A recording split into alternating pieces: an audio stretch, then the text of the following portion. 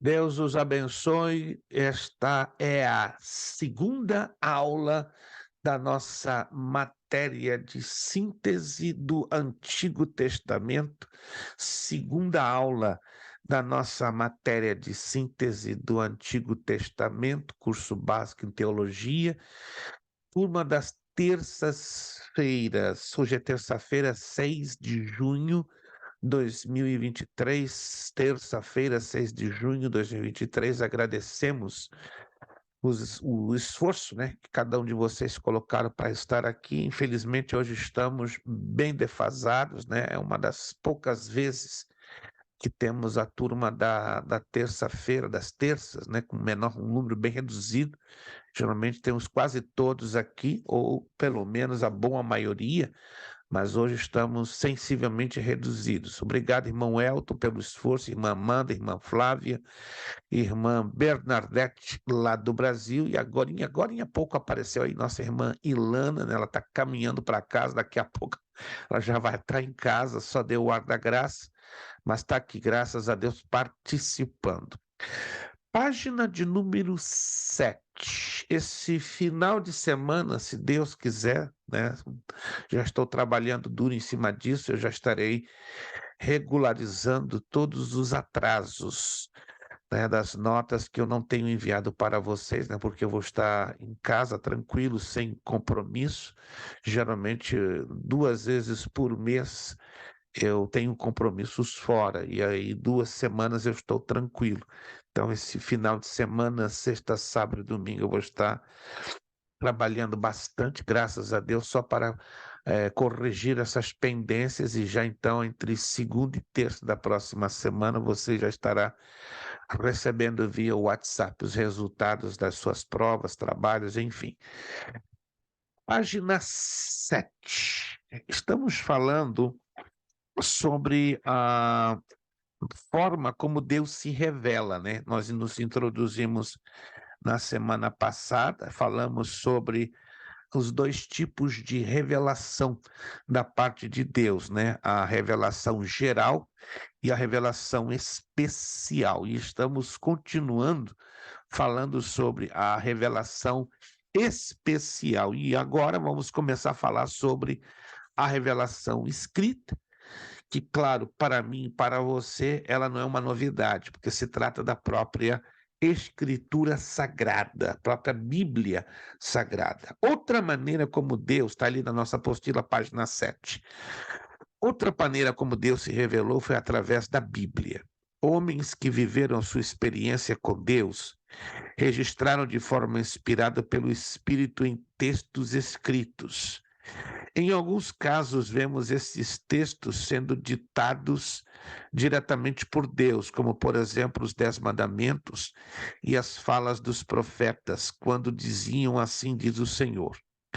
Outros textos da Bíblia foram escritos por homens que foram testemunhas oculares dos eventos em que Deus se mostrava. Outros escreveram suas experiências pessoais com Deus, como Davi.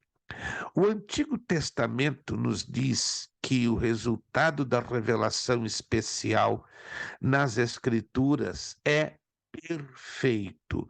A revelação especial ela é necessária, porque, como vimos anteriormente, a revelação geral não é suficiente para proporcionar todo o conhecimento de Deus necessário para nos relacionarmos com Ele.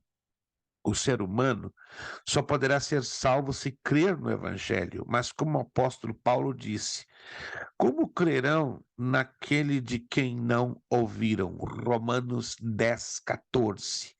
A revelação de Deus mostra que ele intervém na criação para se relacionar pessoalmente com as suas criaturas. Os milagres, as visões e as comunicações verbais são eventos sobrenaturais. Através de nosso estudo bíblico, entendemos que a revelação de Deus é o processo e o resultado da comunicação racional e proposicional entre Deus e a raça humana. Essa comunicação inclui a revelação de informações com conteúdo intelectual e racional, e também a revelação da pessoa de Deus no encontro pessoal com o homem. Aí vem esse retângulozinho que você está vendo aí. Deus ainda continua se revelando? Cremos que a revelação máxima de Deus foi a pessoa de Jesus Cristo. Portanto, não cremos que Deus se revela com mensagens que contradizem ao que Jesus ensinou. Acreditamos que as Escrituras contêm toda a revelação de Deus que precisamos para a nossa vida hoje. E o Espírito Santo nos ilumina para interpretá-la. Em outras palavras, esta aqui que temos nas mãos, e você tem um exemplar, é a revelação mais completa que Deus tem dado ao ser humano. Tudo que precisamos conhecer sobre a pessoa de Deus está aqui. Interessante, aqui traz a revelação da própria pessoa do Senhor Jesus Cristo. Agora, note um detalhe: qualquer outra revelação que venha por fora, ou seja, que eu e você ouçamos por fora, e que contradiga a pessoa de Jesus Cristo, não está contida dentro desta revelação. Vou repetir: qualquer outra revelação que alguém, quem é este alguém? Pastores, missionários, pregadores, etc. Se eles trazem uma revelação que contradiga, ou seja, que vá contrária à pessoa do Senhor Jesus Cristo, ela também vai contrário ao que está escrito aqui. Porque tudo que está aqui escrito traz, exalta e levanta a pessoa do Senhor Jesus Cristo. Quantos de vocês estão me entendendo, gente? Quantos de vocês? Então, toda revelação que eu e você precisamos sobre a pessoa de Deus está, primeiro, toda ela concentrada na pessoa do Senhor Jesus Cristo. E, consequentemente, Jesus Cristo está aqui, ó, todinho revelada dentro deste livro. Em outras palavras, qualquer outra revelação que recebamos através de profecia, de visões, tem que estar de acordo com o livro e de acordo com a pessoa de Jesus Cristo. Esta é uma espécie de critério, um filtro. Como é que eu sei que a palavra ensinada, pregada, ela não está indo contrário à palavra de Deus? Primeiro, ela tem que exaltar a pessoa do Senhor Jesus Cristo. Segundo, tem que estar no registro da palavra escrita. Se não exalta Jesus e não está no registro da palavra escrita, então você tem que dar 3 passinhos para trás e dizer: tem alguma coisa que não casa, porque tem que haver este casamento. Virando a página.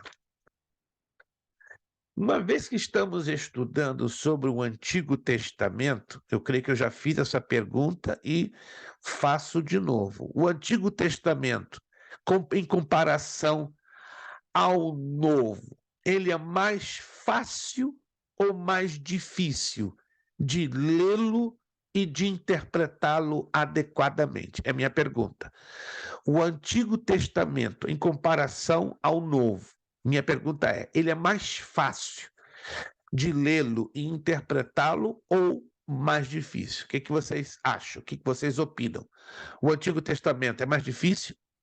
É mais fácil que o Novo? Ou é a mesma coisa? Mais Alguns, difícil, eu acho. alguns livros Irmã, é bem complexo. bem complexo. Irmã Amanda, é facinho no planeta ler o Antigo Testamento? Não, eu acho mais difícil algumas passagens de interpretar. Aos demais irmãos eu nem pergunto, porque eu já vou saber a resposta. Se a maioria já disse, né? Porque vocês hoje aqui são 5, né? Se a maioria aqui já disse que é mais difícil, eu também sou de pleno acordo. Muito mais difícil. Eu levei, não vou dizer quantos anos, mas eu levei vários anos para pelo menos ter uma primeira percepção de interpretação. Muitas das vezes, eu acredito que já aconteceu isso com você, eu era obrigado a ir e voltar no mesmo texto. Ia e parecia ioiô, ia e voltava. E até eu ter a percepção do que o texto realmente estava querendo me dizer. E mesmo assim você ainda fica com dúvidas, porque é difícil por causa do contexto histórico, do contexto geográfico, do contexto cultural, entende? Ler, por exemplo, ler o Pentateuco é um pouquinho mais fácil, porque ele é um conjunto, né? Gênesis, Êxodo, Levítico, Números e Deuteronômio. Mas quando você chega em Levítico, aí complica. Por que complica? Porque são detalhes excessivos, detalhes cerimoniais, que não estamos muitas das vezes familiarizados. Por isso que esta matéria que estamos estudando, síntese do Antigo Testamento, é só o quê? Uma viagem panorâmica para compreendermos um pouquinho, né?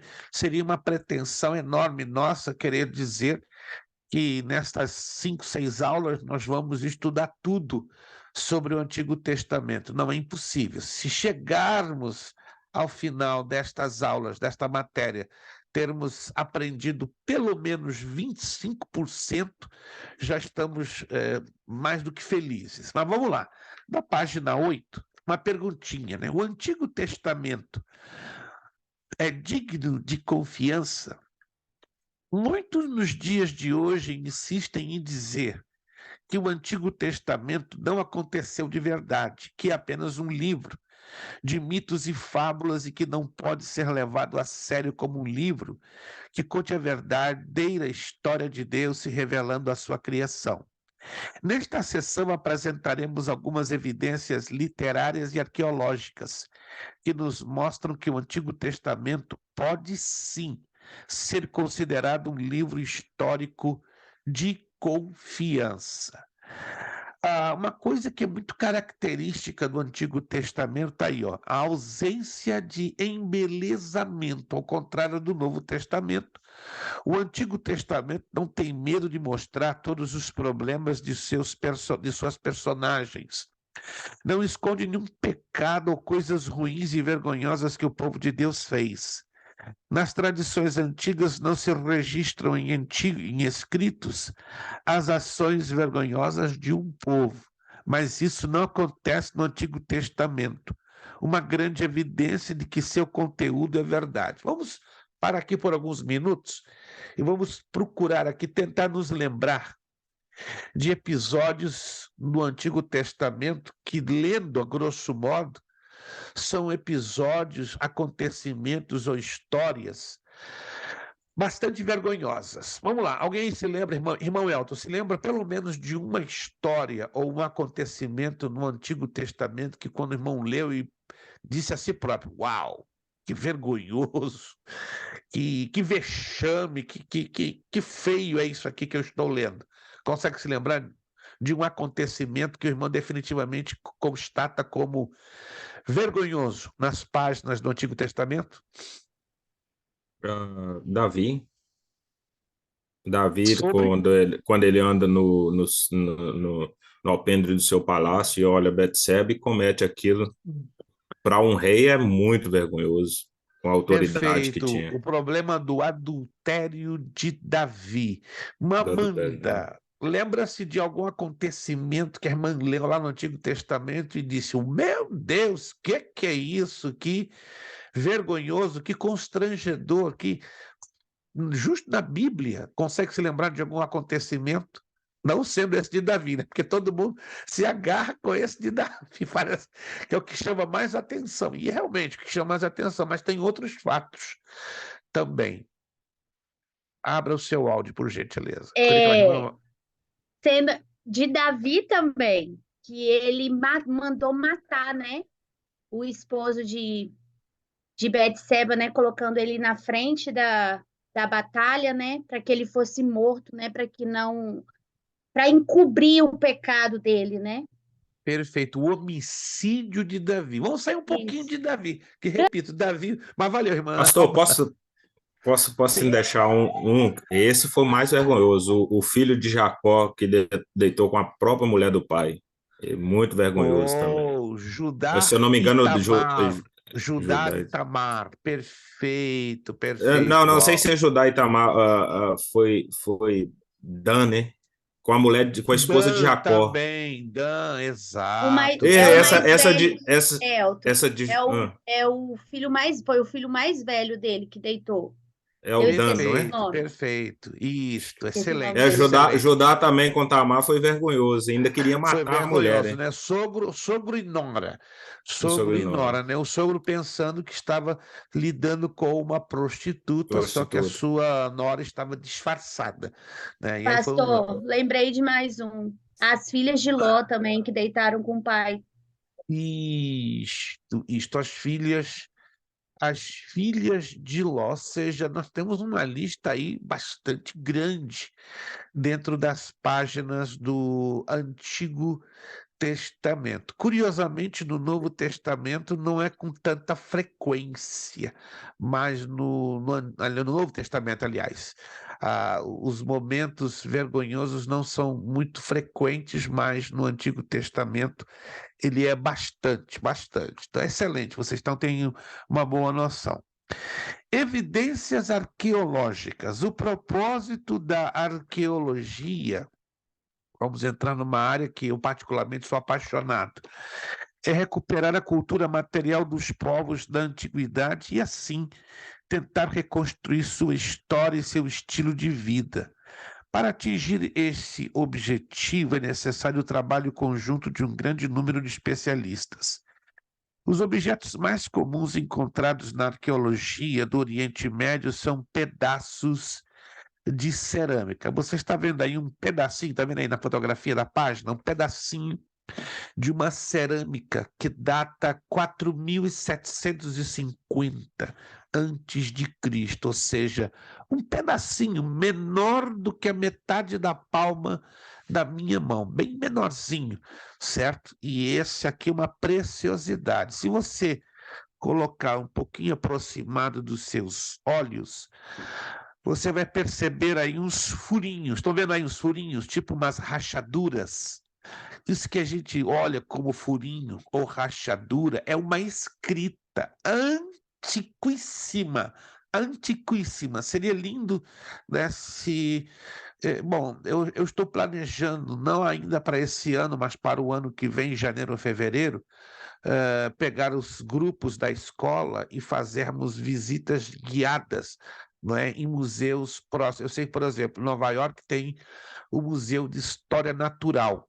Ali eu gostaria de levar um grupo de alunos de Connecticut, em Nova York e New Jersey, para conhecer esses pedacinhos de cerâmica, né? O Museu da Ciência, por exemplo, tem em Boston. Então, no ano de 2024, permitindo Deus, eu vou separar, de fazer tipo uma escala de trabalho que eu possa estar pessoalmente com grupos da nossa escola fazendo visitas em museus, né? Tem que ser grupos acima de 10 pessoas, porque reduz bastante o custo da entrada. As entradas não são muito caras. O máximo que você pagaria para entrar nesses museus para observar isso seriam $20, mas com grupos de 10 chega a cair até $10 as entradas do museu, né? E eu gostaria muito que vocês vissem isso pessoalmente, tá? Essa pedrinha que você está vendo aí, nesse pedacinho de cerâmica, contém a escrita chamada cuneiforme. Cuneiforme. Esse pedacinho de cerâmica ou de argila ou de barro, geralmente ele era para se escrever nele, ele tinha que estar mole, como gesso. Você conhece o gesso? Conhece o gesso? Ele tinha que estar mole igualzinho o gesso. Como não existiam canetas esferográficas, ou como qualquer que seja nos dias de hoje, existiam estiletes de ferro com ponta, como fossem agulhas grandes. O que fazia? Os camaradas e inventaram esse código de escrita. Essa é a segunda história da arqueologia, a primeira escrita registrada no planeta Terra. O que eles faziam? Aproveitando a argila, a cerâmica ainda molhada, mole, eles escreviam em cima e davam a forma ou a escrita que queriam. Essa escrita foi inventada pelos sumérios, aproximadamente em 4.800, 4.900 antes de Cristo. Esta pedrinha, tá? Ela está no Museu Britânico, em Londres, Inglaterra, mas tem várias outras espalhadas por vários museus no mundo. Só essa pedrinha, que repito, ela é menor que a minha mão, é 1/3 do tamanho da minha mão. Só essa pedrinha, o valor comercial, por ser muito antiga, ela está valendo 800 milhões de euros. 800 milhões de euros, quase 1 bilhão de dólares. Irmão Elton. Pastor, o que eu acho interessante dessas peças cuneiformes é a escrita. Aqui a pessoa, o arqueólogo, é o arqueólogo que descobre a escrita, não é? E, na verdade, o arqueólogo, ele descobre A pedra. a peça e ele tem um registro histórico da escrita. É como se fosse um catálogo. Vou explicar em poucas palavras para o irmão e os demais alunos entenderem. A arqueologia é uma ciência que ela visa decodificar o passado. Mas para decodificar o passado, você tem que ter uma espécie de livro. E este livro é o que ensina a arqueologia. É um chamado livro código. Ele é enorme. Imagina uma biblioteca de 25.000 livros.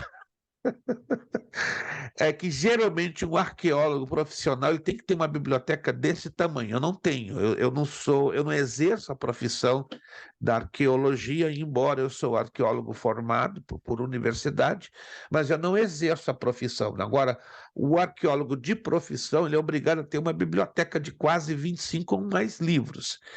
Cada livro representa um catálogo. Cada catálogo são de 2 a 4.500 páginas. Cada página tem um grupo que varia entre 15 a 25 códigos diferenciados. E cada código ele é aplicado para um tipo diferenciado de escavações. Por exemplo, escrita. Aqui é um código específico que você estuda para conhecer as diversas escritas antigas. Depois tem os códigos para você entender e estudar sobre pinturas em vaso, em jarro, em canecas, em copos. Então, tudo é muito bem sistematizado. É a ciência, digamos, histórica mais sistematizada que existe. É um gigantesco quebra-cabeças. O arqueólogo, por obrigação, ele é obrigado a estudar história, geografia e cultura das nações. Quando ele aprende isso, que é tudo dentro do pacote da arqueologia, somado os códigos que ele é obrigado a estudá-los e interpretá-los, então ele vai bem, entende? Então, na verdade, os arqueólogos eles não criaram essa escrita. A escrita já foi criada por aqueles povos lá de trás. A arqueologia ela só estuda a forma de decodificar, compreendeu? De interpretar essa escrita também, só para o irmão ter uma ideia. A escrita cuneiforme levou quase 1.000 anos para ser compreendida. 993 anos, para ser mais exato. Não é o fato, né, que ela, por exemplo, a coisa de 1.500 anos, ninguém conseguia entender. Havia as escavações, mas até 1.500 anos atrás, por mais peças dessa escrita fossem encontradas, ninguém entendia nada. Mas em torno de 997 anos atrás, né, foi o tempo também que tomou para essa escrita ser compreendida, é que os arqueólogos começaram a decodificá-la, mais especificamente no início do século XX.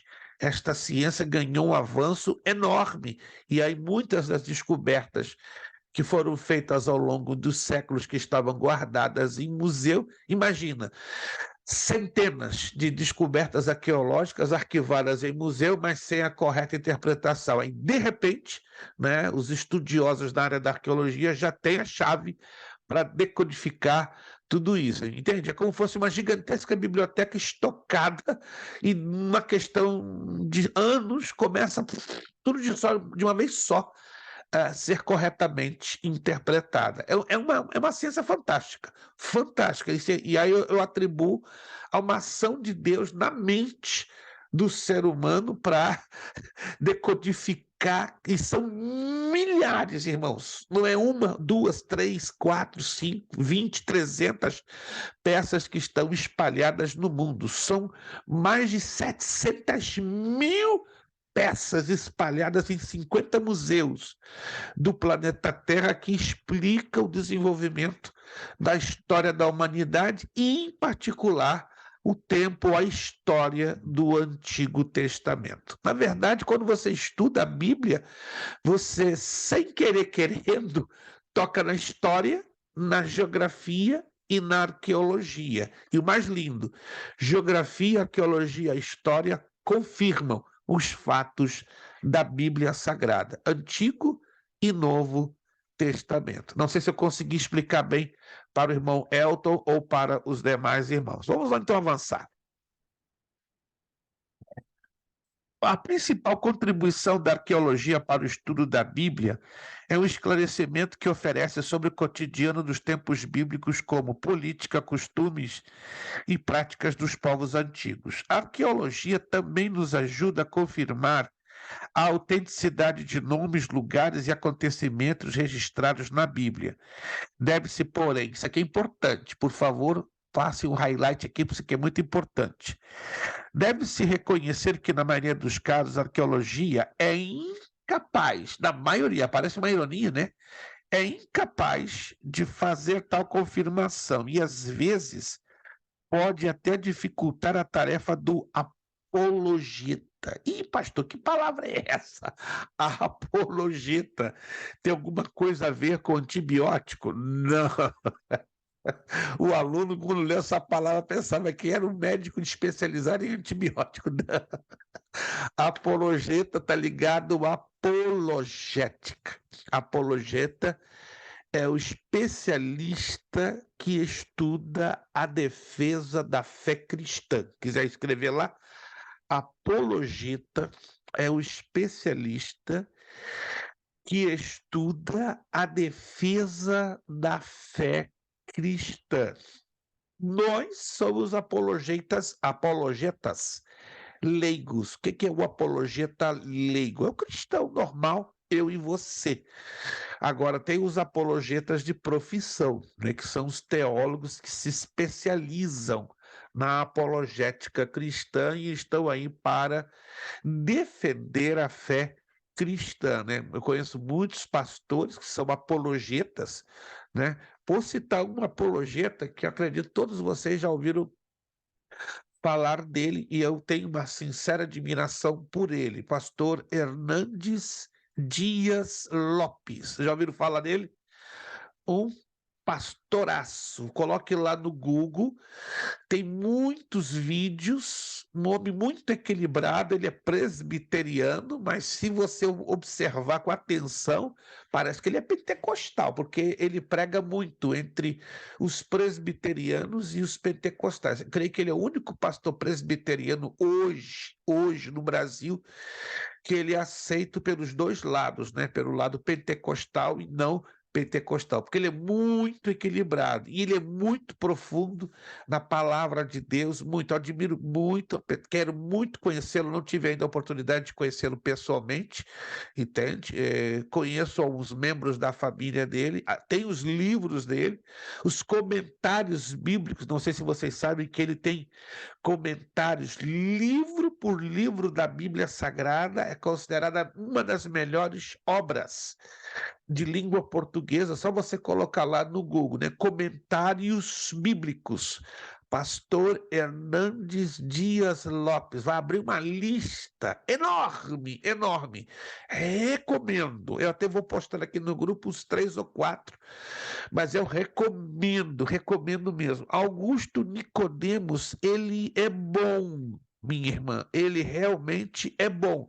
Só que ele é um presbiteriano tradicional, bem tradicional, né? Se, por exemplo, creio que a maioria de nós aqui somos de inclinação pentecostal, correto? Estou falando aqui, todos nós aqui somos pentecostais. Eu pergunto que eu tenho uma outra turma que eu tenho 2 presbiterianos, 3 batistas e 2 metodistas. Então eu tenho que me equilibrar bem com eles, né? Eu tenho que falar uma linguagem comum a todos. Mas o Augusto Nicodemos, alguém já ouviu falar do pastor Augusto Nicodemos? Ele é excelente, só que ele é um presbiteriano muito tradicional. Em que sentido, pastor? Ele não crê na manifestação das línguas estranhas nos dias de hoje. Não crê, é simples. Ele ensina que as línguas estranhas e os dons espirituais eram para os tempos da igreja primitiva. Oh, acabou a igreja primitiva, acabou a operação desses dons. Oh, que estranho, né? A teologia chama deste grupo de teólogos ou pastores de cessacionistas. O que é um cessacionista? Vem de cessar, que cessou, parou, terminou. Então, os cessacionistas, eles creem que os dons espirituais cessaram em algum tempo da história da igreja. Foi exatamente os 250 primeiros anos da história da igreja. Chegou esse lapso de tempo, acabou. É como o Espírito Santo tivesse prazo de vencimento, não é, para trabalhar. Uma coisa estranha, né? Porque a Bíblia nos ensina em Hebreus 13:8 que Jesus é o mesmo ontem, hoje e eternamente. Mas veja bem, a Bíblia diz que devemos examinar tudo e reter o que é bom. Pastor Augusto Nicodemos tem obras muito boas, muito boas. Mas eu pergunto a vocês, o bacalhau. Quem de vocês gosta de bacalhau? Bacalhau. É minha perdição. Caro no planeta, mas eu peco uma vez por mês, né? Arrebentando com o meu bolso e com o meu estômago. É, cara, aqui na Flórida, não sei aí no seu estado, em Massachusetts, Nova York, mas aqui, ó, uma postazinha de bacalhau, papai do céu, dá para chorar. $30, uma pequenininha, assim, bem pequenininha, bem magrinha, não sei, aí no seu estado. Se você encontrar aí no seu estado mais barato, me avisa, e quando eu passar aí na sua região, eu trago bacalhau na mala. Não tenho problema. Aqui é muito caro. Vamos lá. Por que eu estou mencionando o bacalhau? O bacalhau é um prato muito suculento e saboroso, mas o bacalhau tem 2 probleminhas. Sabe qual é? Você sabe disso, que eu vou dizer agora.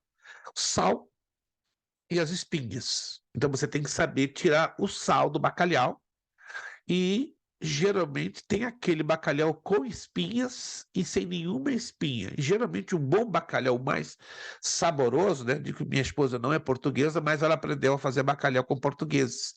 É aquele rechadinho de espinhas. Por que eu estou usando esse exemplo? Os livros do pastor Augusto Nicodemos, igualzinho a bacalhau. Igualzinho. São muito bons, mas você tem que tirar o sal e tem que tirar as espinhas.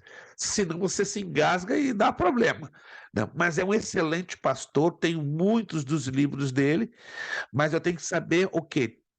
Examinar em tudo e reter o que é bom. O que é bom para o meu crescimento espiritual, eu seguro. O que é ruim, eu jogo fora. Ele não crê nas línguas, ele não crê nos dons espirituais. Nos dias de hoje, eu descarto.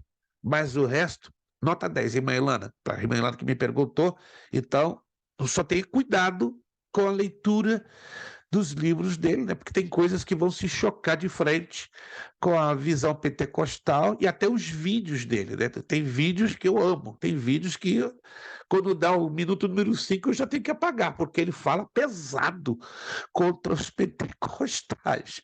Conheço ele pessoalmente. Ele sim, eu conheci pessoalmente, estive com ele 2 vezes, super inteligente, muito preparado, mas se é preferência, pastor Hernandes Dias Lopes.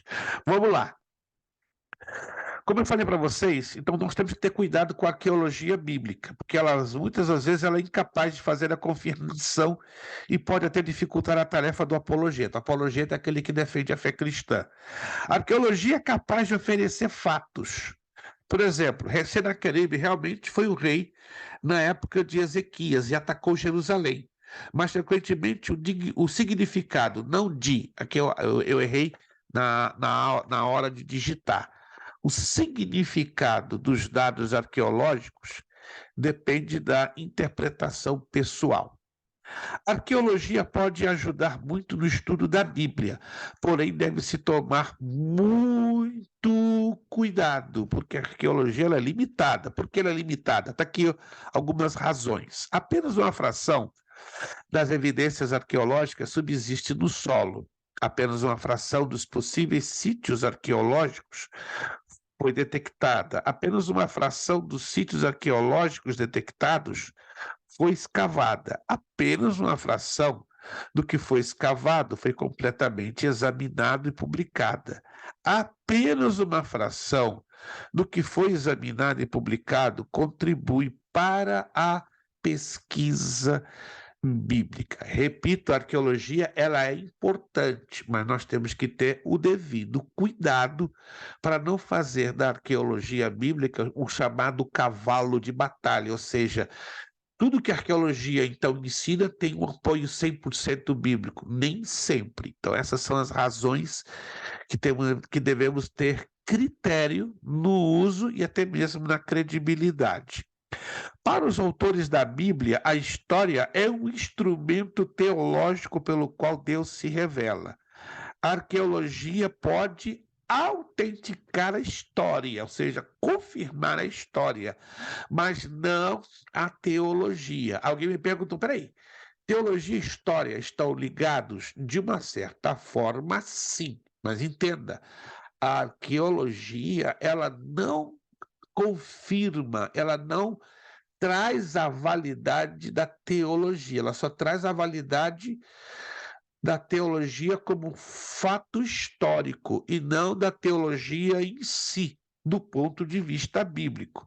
A história, escute essa, sem a teologia não tem sentido. Podemos, e rebato na tecla, eu sou arqueólogo de formação universitária, tenho feito pesquisas arqueológicas, mas quando eu, por exemplo, eu já fiz várias escavações na Europa e na Ásia, quando eu vejo que aquelas escavações caem numa espécie que eu tive companheiros nesta área que estavam escavando comigo e quando encontraram tal coisa, eles não conseguiram associar com a história bíblica. E definitivamente tem coisas que não podemos associar com a história bíblica, mas tem coisas que sim, podemos associar. Irmã Flávia pergunta se a arqueologia apoia a teoria do Big Bang. Em parte, em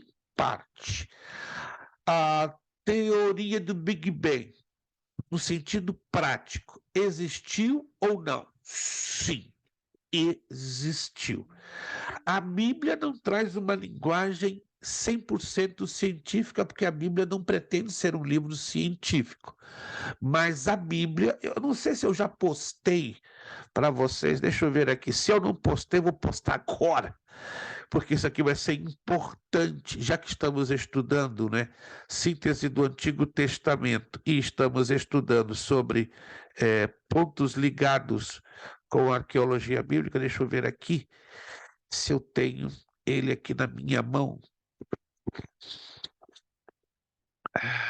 Não tenho aqui. Eu pensei que eu tinha colocado ele na minha mão. Só um momentinho. Se eu tiver aqui agora, eu mando para vocês. Isso aqui é importantíssimo. Aqui tá. Isto, estou mandando agora, vou colocar no grupo.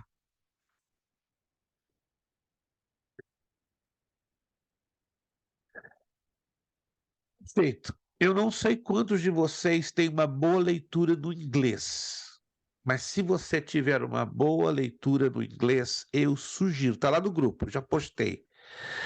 3 excelentes livros, 3 excelentes livros que falam tudo sobre o Gênesis e o antes do Gênesis. Primeiro este livro aqui, ó, The Remarkable Birth of Planet Earth. Excelente, fininho, mas vira a sua cabeça, de Henry M. Morris. Vende no Amazon. Aí explica detalhes sobre os 6 dias do Gênesis, sobre o Big Bang, detalhes. Outro livro excelente, este aqui, ó, is Questions of Faith, Exploring Science and Belief. Questões de fé, explorando a ciência e o credo, de Michael Pohl. Outro livro que você vai começar e não vai querer terminar no mesmo dia. Outro livro muito bom, Revealing a Testable Model for Creation, revelando um modelo testável para a criação. More than a Theory, mais do que uma teoria, de Hugh Ross. Hoje são os 3 melhores livros que você pode encontrar no mercado sobre este assunto. Lamento dizer que em português não existem. Então, se você tem a disponibilidade de lê-los e adquiri-los em inglês, você não vai se arrepender. São os melhores livros que versam esta área. Irmão Elton pediu aqui a palavra, por favor. Eles são baratinhos lá no Amazon, pastor.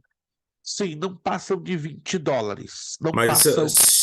eu ouvi uma vez, eu não sei se procede. Segundo o Big Bang que eles falam, a ciência não está errada do acontecimento. Segundo o que a ciência diz como Big Bang, é o impacto de Satanás com a Terra e a destruição da Terra, da original, né? Não, aí não bate. Aí não bate, não bate. O Big Bang, na verdade, foi a reconstrução do planeta. Gênesis 1 e 3, está lá, ó. Gênesis 1 e 3. E disse Deus, haja luz, e houve luz. A palavra hebraica, ou a frase hebraica, haja luz, barahotum yahani, quer dizer que do nada venha a luz. E está provado que a luz que vem do nada, qual é? É a luz de origem cósmica.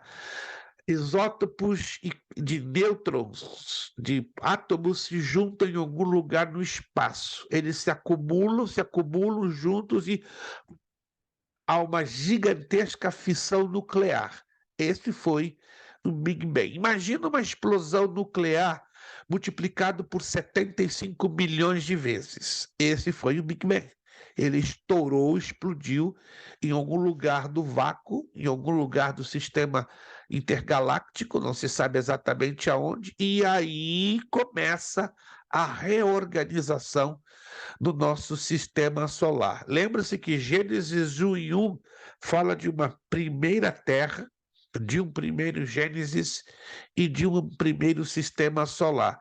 E o único registro que temos desta primeira Terra está em Isaías 14 e Ezequiel 28, quando Satanás era o administrador do primeiro Éden na Terra e o guardador da presença de Deus. Este livro, o primeiro livro, né, The Remarkable Birth of the Planet Earth, ensina isso com todas as letras. Então, eu recomendo que você possa adquirir os 3, tá? Lê-lo com muita calma, você vai ter aí 3 anos de leitura, 1 ano para cada um desses 3 livros, mas são fantásticos. Você vai abrir a sua mente e levar a você ver textos bíblicos de uma maneira que você nunca viu antes na sua vida.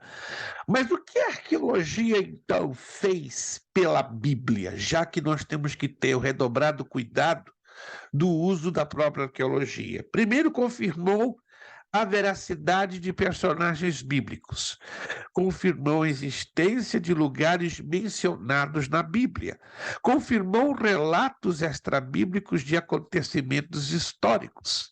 Alguns exemplos arqueológicos: as tábuas de Mari, escritos em 1800 a.C., encontrados no Vale do Eufrates, no Iraque, menciona as cidades de Arã e Naor. Gênesis 24:10, 28:10. Lembra-se que Harã e Naor, essas cidades estão ligadas diretamente com a pessoa de quem? Alguém se lembra?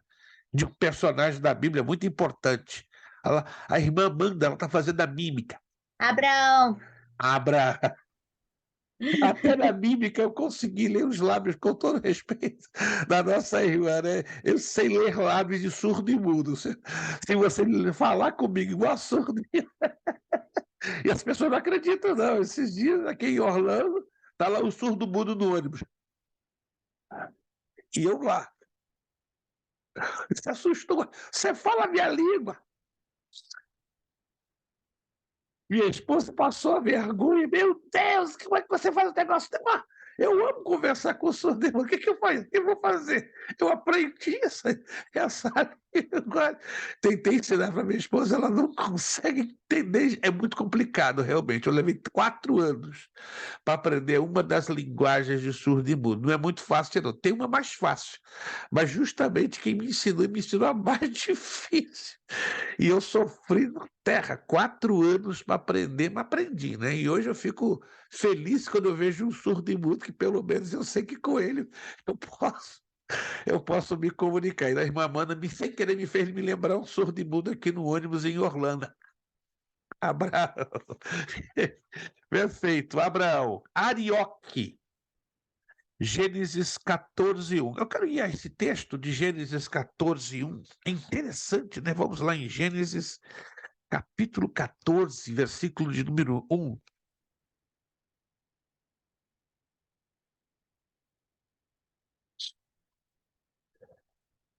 Gênesis capítulo 14. Não somente Arioque.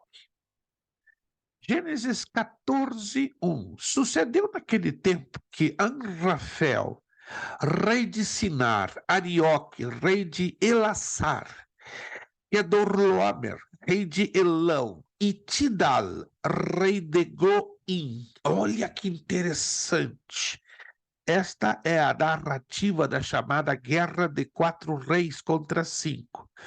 Mas eu chamo mais atenção, a apostila fala de Arioque, mas desses aqui o mais importante é Amrafel. Por que é Amrafel?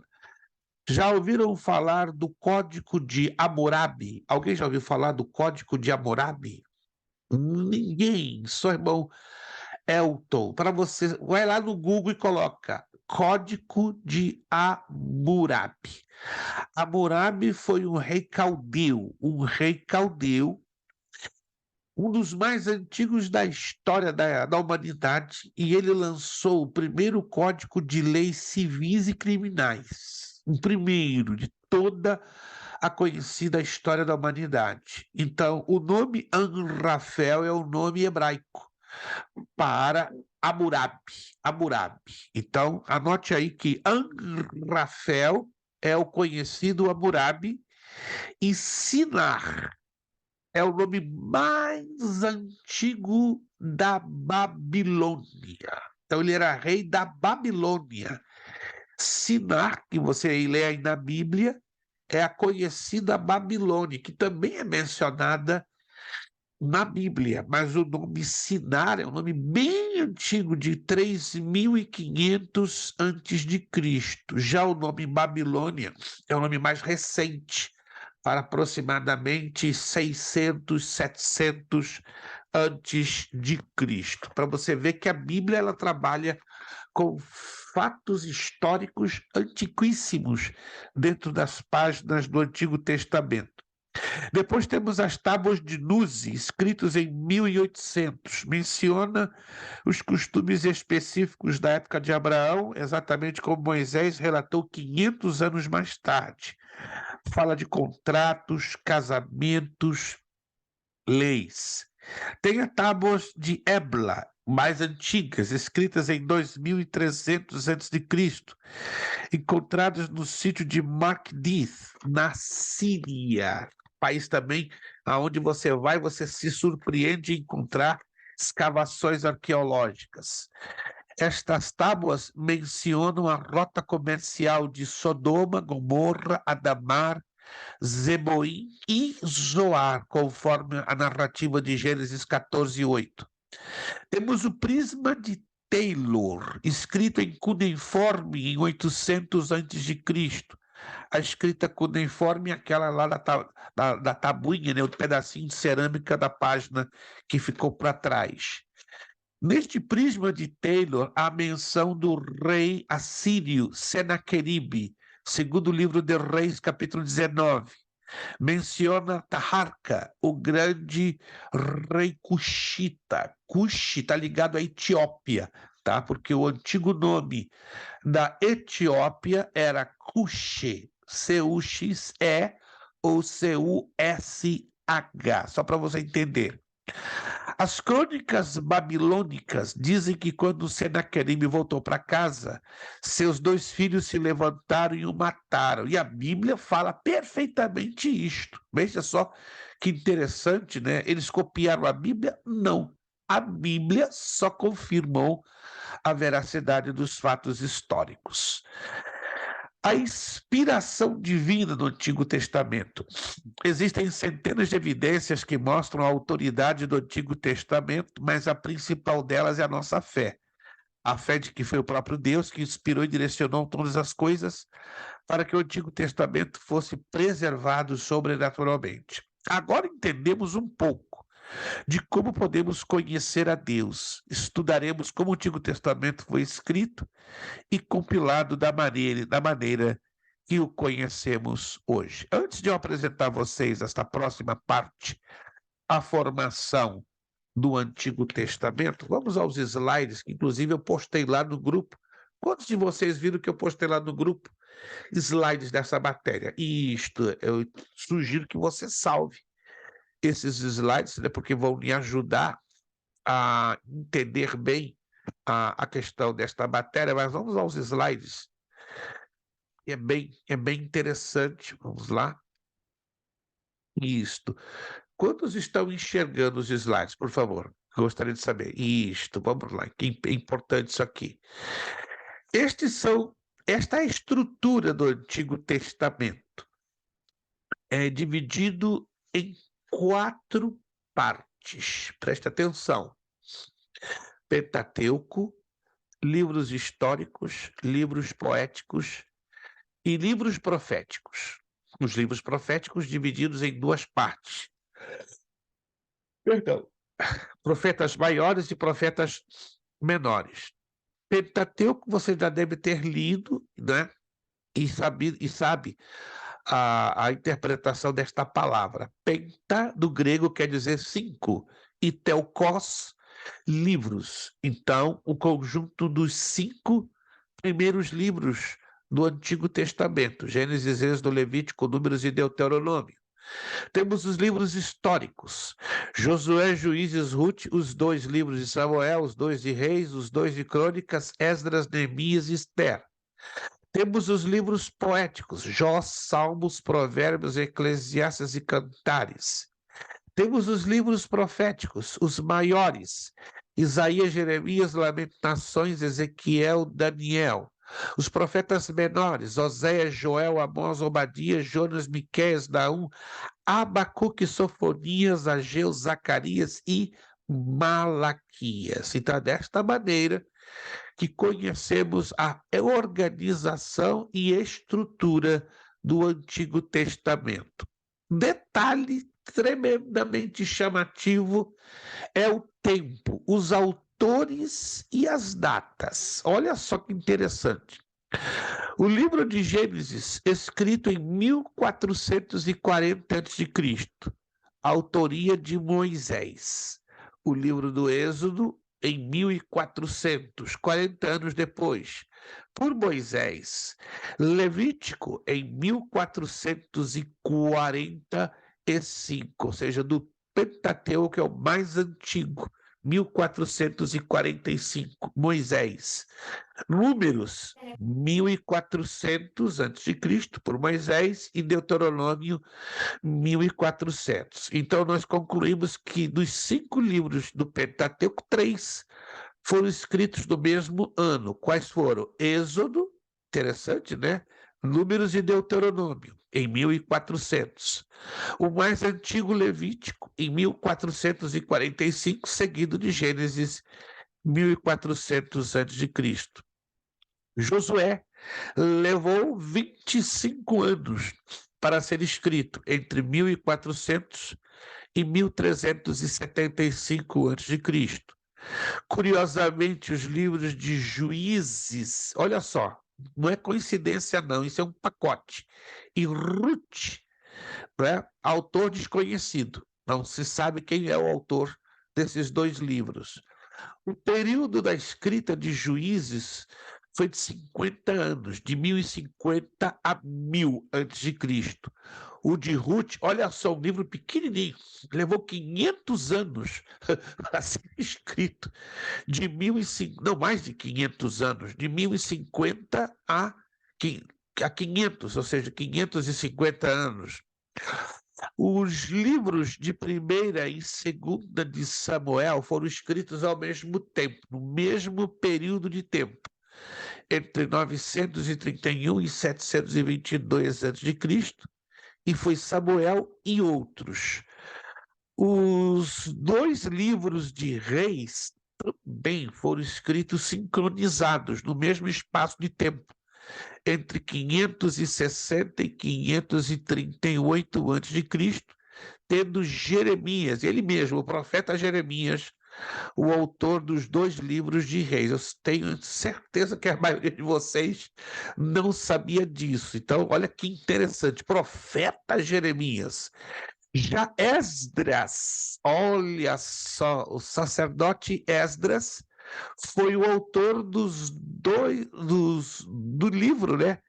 Dos dois livros de crônicas, que leva, né, a marca de 425 a 400 antes de Cristo. Mas Esdras escreve o livro que toma o seu nome, livro de Esdras. Foi o primeiramente escrito, de 538 a 457. Depois Esdras escreve os dois livros de crônicas. Neemias, no ano de 423, escreve o livro que toma o seu nome.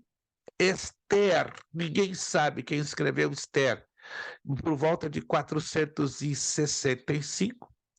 O livro de Jó, há uma polêmica. Quem escreveu Jó? Muitos dizem que foi Moisés, outros Salomão.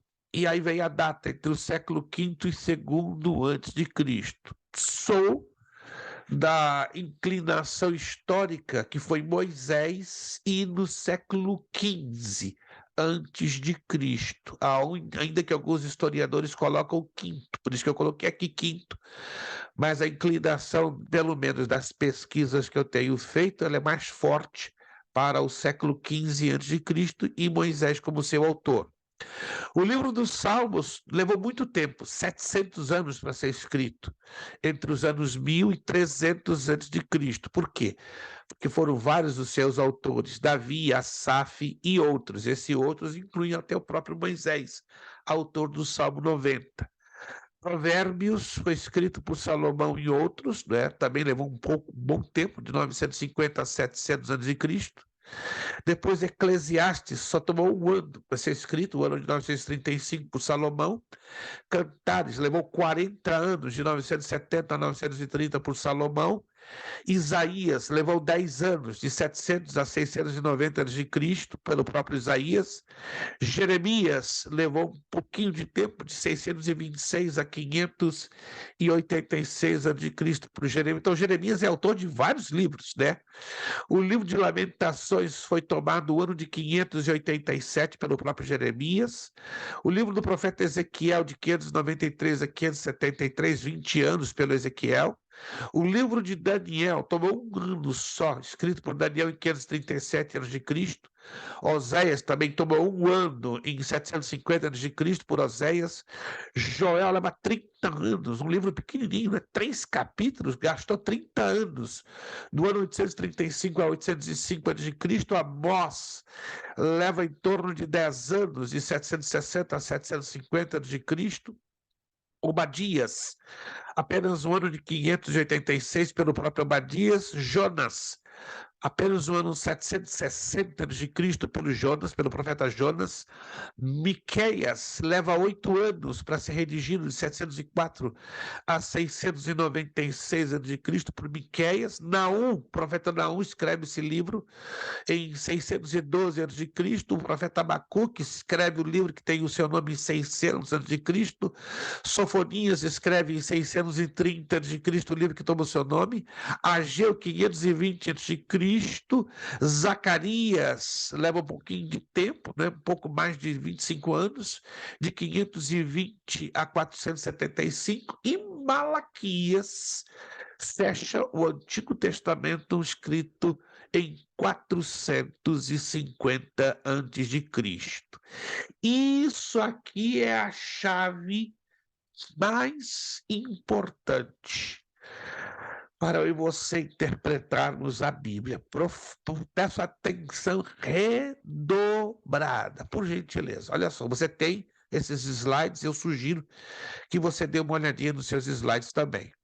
A interpretação da Bíblia, como é que eu e você podemos interpretar corretamente a Bíblia Sagrada? A interpretação bíblica, ela é a expressão verbal da compreensão, feita pelo intérprete do significado. Vamos lá. Quando eu leio um texto, eu tenho que compreendê-lo. Quando eu compreendo, eu aprendo que eu posso detectar o verdadeiro significado. Mas da onde vêm os significados? Com o mesmo padrão se obtém implicações e o leitor responde pela significação. Outra coisa que envolve o significado é prestar atenção nos aspectos importantes, como respeitando o estilo do autor, o entendimento do contexto e correlacionando com as experiências do autor que induziram aos atos mentais. Esses mesmos aspectos importantes relacionados à matéria do assunto.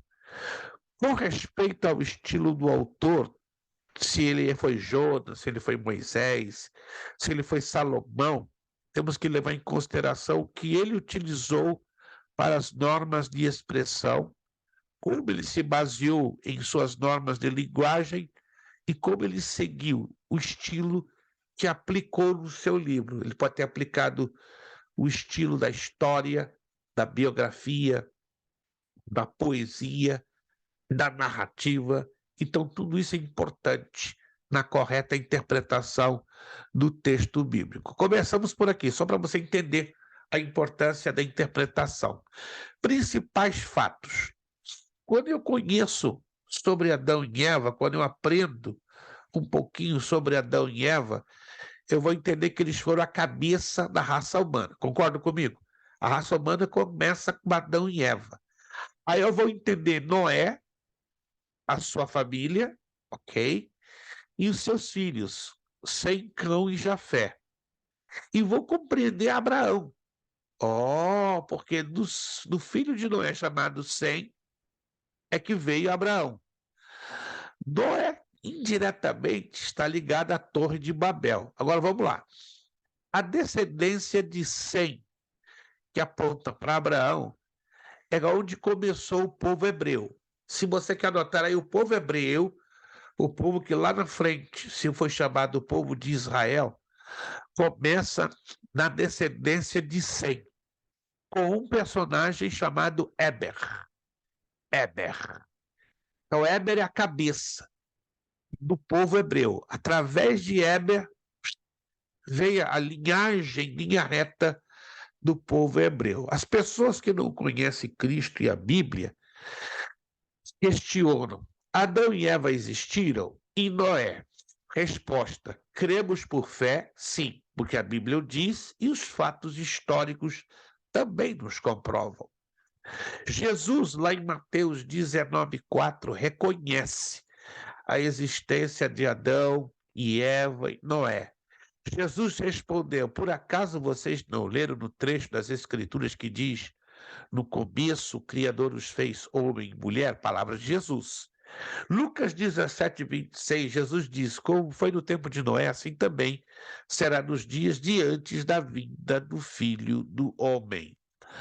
Continuando nessa linha, tá? Que a gente já vai voltar para a apostila, é só para ficar um pouquinho mais esclarecido isso. Aqui nós temos um tipo de uma árvore genealógica. A origem da separação entre árabes e israelenses. A ida para o Egito, os filhos de Jacó, da Bíblia também é chamado de Israel, e a importância de Judá e Levi no contexto desses filhos de Jacó. Vamos lá. Abraão se casa com Sara. Estão vendo aqui? Gera Isaac. Mas Abraão também toma Agar como sua concubina e gera Ismael. Ok. O que tem de novo aqui? O que tem de novidade aqui? Que Abraão é pai de 2 meninos. Confere? Ele é pai de 2 meninos. De um chamado Isaac e de outro de Ismael. Mas o que tem aqui de importante, irmãos? Abraão, quando se une a Sara, ele gera o filho da promessa, Isaac, que é a cabeça de todos os judeus. Mas Abraão, dando ouvidos à sua esposinha, Sara, vem lá, pega a minha concubina, sou estéril, não tem como dar filhos para você. Então, através de Agar, é gerado a Ismael, que é o pai de todas as nações árabes. Daí a briga, até os dias de hoje, de árabes israelenses, porque Abraão fez mal em ter ouvido a voz da sua esposa. Muito bem. De Isaac vem 2 filhos, Jacó e Esaú. De Jacó vem 12 filhos e uma filha, e o nome de Jacó é mudado para Israel. E Jacó, ou Israel, repito, é pai de 12 filhos e uma menina, e gera 12 filhos, mas 2 são os que se destacam, Judá e José. E esses 2 são os protagonistas que vão influenciar nos 400 anos do cativeiro ali no Egito. Vamos avançar para a apostila, tá? Eu vou voltar aqui para a apostila. Nós vamos, então, avançar agora para a nossa apostila. São 9h34. Ok. Irmão Elton precisou se retirar, teve uma pequena emergência, teve uma pequena situação, então ele está aqui justificando o fato que ele teve que se retirar. Mas nós já vamos terminar a aula dentro de 15, 20 minutinhos, tá? Vamos só fechar essa primeira parte aqui, ó, e corrigir os exercícios. Algum de vocês já fizeram os exercícios ou não? Deixa eu ver se alguém aqui fez os exercícios. Ficamos 2 semanas, gente, sem aula.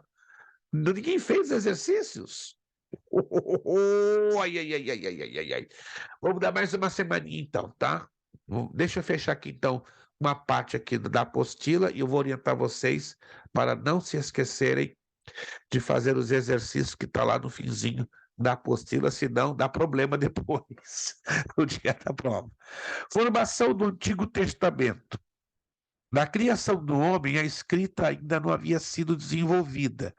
As histórias dos feitos de Deus foram sendo transmitidas por tradição oral durante séculos, sendo preservadas sobrenaturalmente por Deus.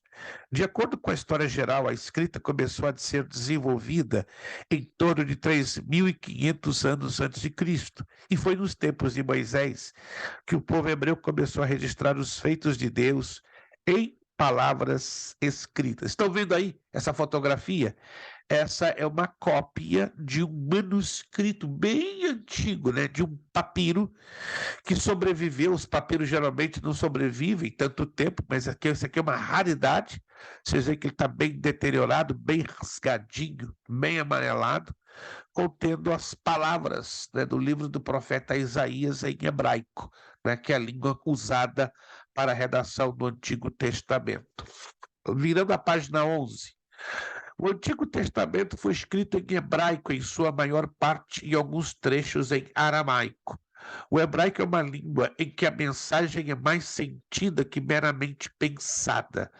A língua hebraica é expressada mediante metáforas vividas e audaciosas, capazes de desafiar e dramatizar a narrativa dos acontecimentos, sendo por isso denominada de língua pictórica. Pictórica quer dizer uma língua que traz uma imagem figurada ou alegórica. Outra característica da língua hebraica é o fato de ser pessoal, apelando diretamente ao coração e às emoções, e não apenas à mente e à razão. O Antigo Testamento foi composto durante o período de 1000 anos, diferente, não é, do Novo Testamento, que tomou apenas 50 anos. Isso vamos estudar à frente, que se estenderam de meados do segundo a meados do primeiro milênio antes de Cristo. Embora o Novo Testamento considere Deus o autor do Antigo pela inspiração do Espírito Santo, pelo menos 40 autores diferentes foram identificados. Entre os escribas antigos estão personalidades bíblicas bem conhecidas: Moisés, Davi e Salomão. Autores menos conhecidos incluem hebreias, como Débora e Miriam, e gentios como Agur e Lemuel. Agur e Lemuel, se alguém se lembra, foram autores de partes de qual livro do Antigo Testamento? Alguém se lembra? Agur e Lemuel. Força um pouquinho aí, eu sei que você já passou por esse livro. Salmos? Não, pertinho de Salmos, mas não é Salmos. Agur e Lemuel, não se lembram? Provérbios. Basicamente, os capítulos 29 e 30 de Provérbios tiveram a autoria de Agur e Lemuel. Isso é interessante. O Antigo Testamento contém 5 gêneros ou tipos literários. Quais seriam eles? Lei, narrativa, histórica, poesia, sabedoria e profecia. Os materiais que eram utilizados para a escrita naquele tempo eram tabuinhas, velino, pergaminho, couro e papiro. Outros materiais também utilizados para a escrita eram metal, Êxodo 28:36, a cera, Isaías 8:1, as pedras preciosas, Êxodo 39:6,4 e cacos de louça ou ostracos. Ostracos está ligado a ostras. Jó 2:8. Durante a história do povo de Israel, homens inspirados pelo Espírito Santo registram as palavras de Deus em forma escrita, que mais tarde seria organizado o Antigo Testamento como nós conhecemos. Eu vou terminar a aula hoje um pouquinho mais cedo, tá? Só um pouquinho mais cedo, para eu ter tempo para mostrar a vocês a questão dos exercícios. Vamos lá no finalzinho, por gentileza. Isso, lá no finalzinho, nós temos 3 blocos de exercícios, correto? Temos aqui, 3 blocos. O bloquinho número 1, 20 questões. O bloquinho número 2, 20 questões. Vamos fazer o seguinte, vamos trabalhar com o primeiro bloco.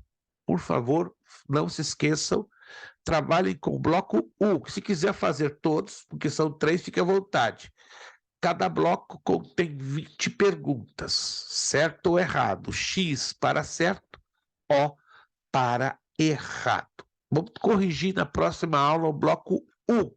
Mas repito uma vez mais, se você quiser fazer já tudo, o 2 e o 3, fique bem à vontade. A gente vai corrigir cada aula um bloco diferente. Na próxima aula, o bloco 1, na outra aula, o 2, e assim por diante, porque vai ser a base da nossa provinha. Como eu já falei a vocês, no final de semana eu vou estar adiantando várias coisas que ficaram para trás devido à corrida da minha mudança, e já no máximo até a próxima terça-feira, se Deus quiser, eu já vou estar enviando no privado de vocês as notas finais das provas, dos exercícios, de tudo que o que deixei para trás pendente, né, com vocês, perfeito?